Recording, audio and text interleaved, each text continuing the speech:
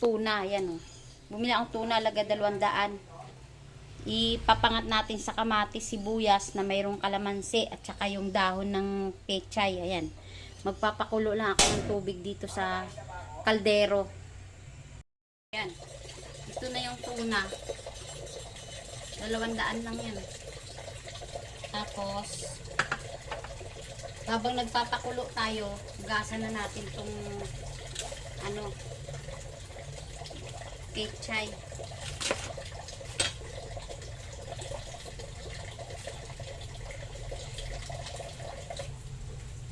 Tinitignan ko kasi yan maigi eh.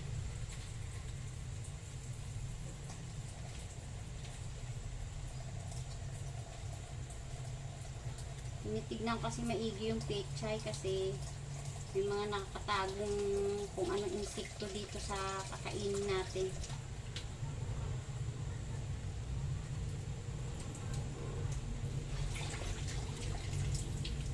Sarap kasi pag may gulay kasama yung kinakain natin.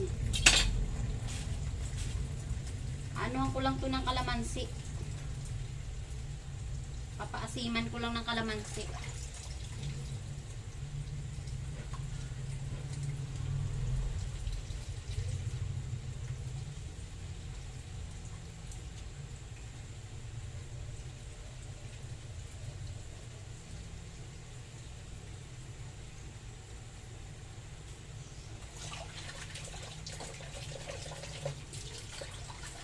O, pag naghugas ako ng gulay, ilang beses ko yan nahugasan.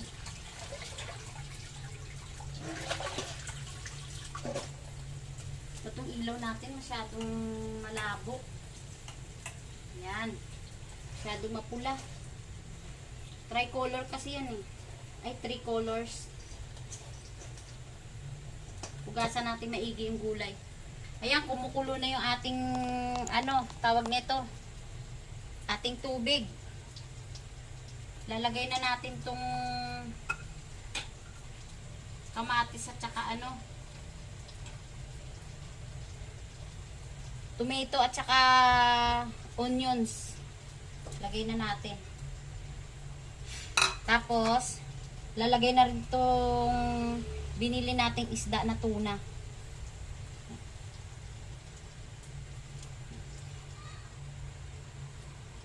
Bango, sariwa pa. Nugasan lang talaga maigi natin yan kasi syempre palengke. Yan.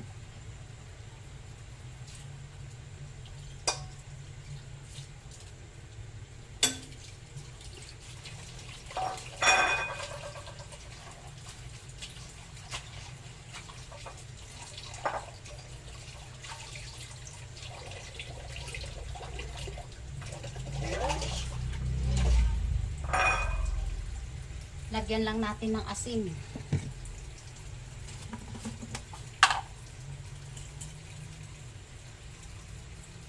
Nahihilo ako.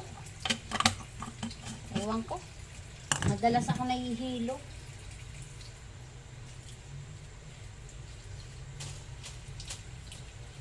Hintayin lang natin medyo magluto-luto yung isda at kumulo. Lagay na natin yung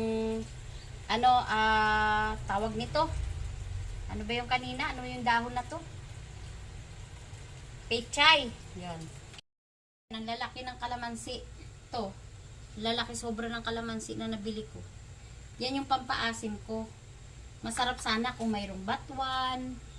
Mayroong kaya masarap yan. Ito, kumukulo na yung Pinalalambot ko lang yung isda. Lalagyan na natin ng betchin. Kalahatiin ko lang yung betchin na isang ganto. Hindi ko ubusin. Kasi ba, masubrahan naman tayo sa betchin. Ayan. Kunti lang ako mag-betchin. Bango.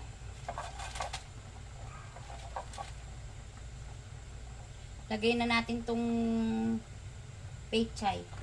Habang umaano. Ayan. Mamaya ko na ilagay itong kalamansi juice ko. Ayan, kalamansi yan. Yan yung pampaasim ko.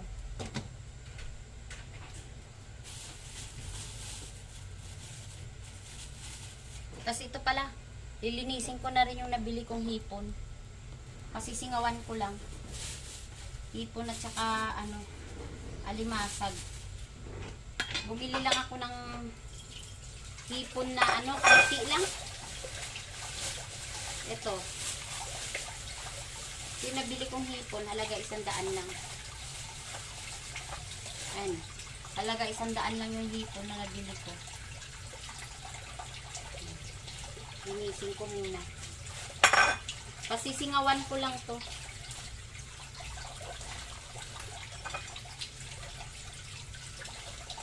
Tapos, ito naman yung alimasag. Yung alimasag, binili ko, halagang 150 lang din. Ayan. Crab.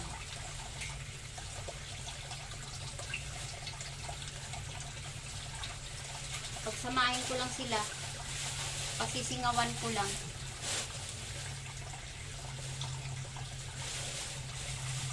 Ano na yan?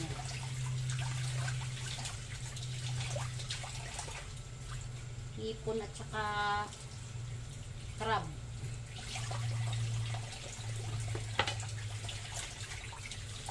Gasan ko lang na igi.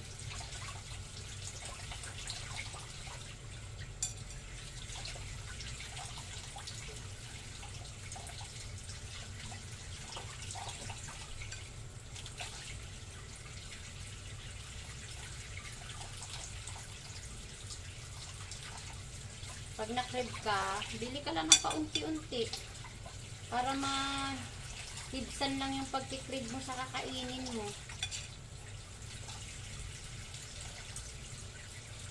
Nakakabili naman ng patingi-tingi lang.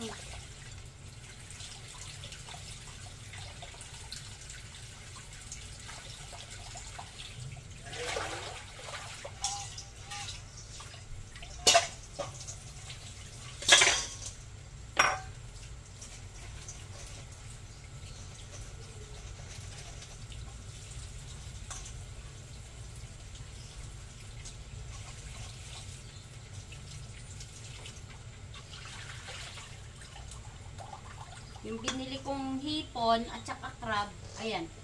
Halagang, yung crab, 150.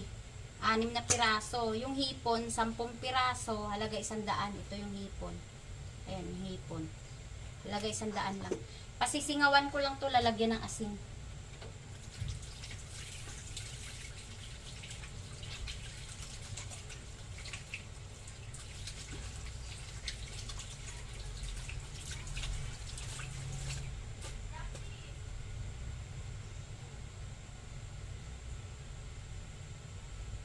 Yung ating ano, tuna na nilagyan ng ano, pampaasim. Parang pangat, ganun. Kamatis, sibuyas, at saka ano, ayun. Yan, pangat. Lalagay ko na yung calamansi juice, ayan. Yan yung pampaasim ko, calamansi juice. Gusto nila yan. Tapos ito naman yung ating ano na, ayan. Susunod ko na yan. Yung crab at saka hipon. Ito, halaga 250 ito. Nabili ko. Hipon, 10 piraso, 100. Yung crab, 6 na piraso, 150. Tapos, ito naman, 200 pesos ito. Pero ang dami. 10 slice na tuna. Maliliit lang. Pero pwede na yan kasi kailangan natin magtipid-tipid lang. Yan, hintayin na lang natin maluto yan. Tikman na natin yung ating ano, nilutong pangat sa kalamansi na tuna. Ayan yung tuna natin, oh. Ito. Ayan. Tikman na natin kung anong lasa.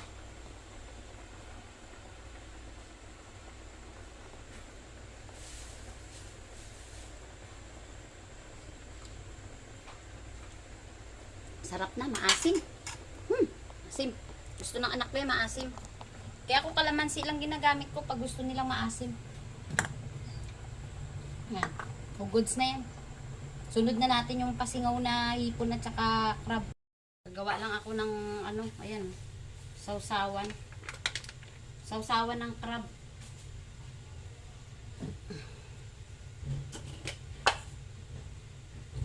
lagyan natin konting asin.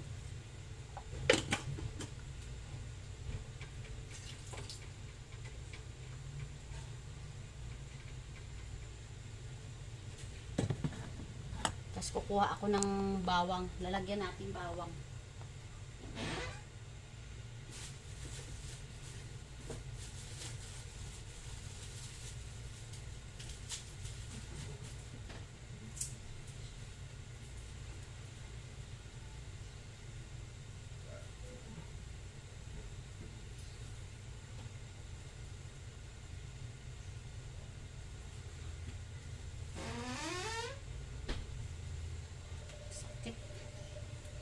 Ito.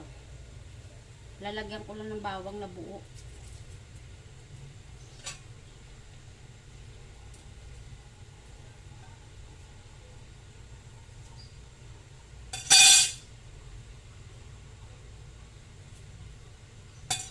Yung bawang na buo ilalagay ko.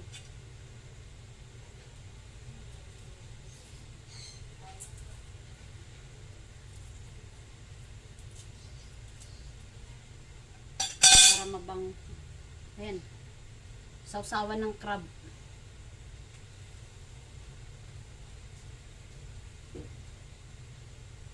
Ayan, hugasan ko na yung aking mga pinaggamitan dito. Kasi si Scorpio 08 nag-aasikaso naman sa labas ng ano namin, sa kapihan. Habang pinasisingawan ko yun, hugasan ko naman to.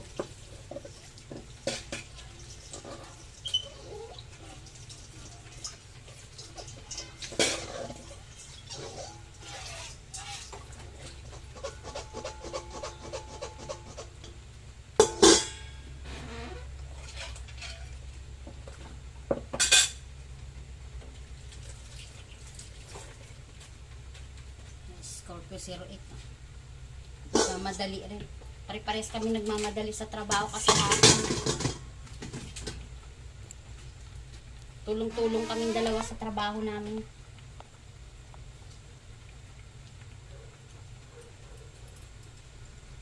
Lagyan ko lang ng takip yung aking pinasingaw para para maluto yung sa ibabaw.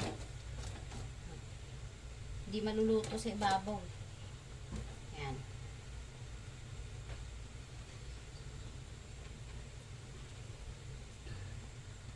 Ito na yung niluto nating crab at saka yung hipon. Ito yung sausawan natin.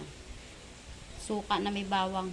Tapos, ito na yung tuna na pinangat sa kamatis na mayroong pechay. Tapos may kalamansi. Ayan. Parang sinigang na rin. Ayan na siya.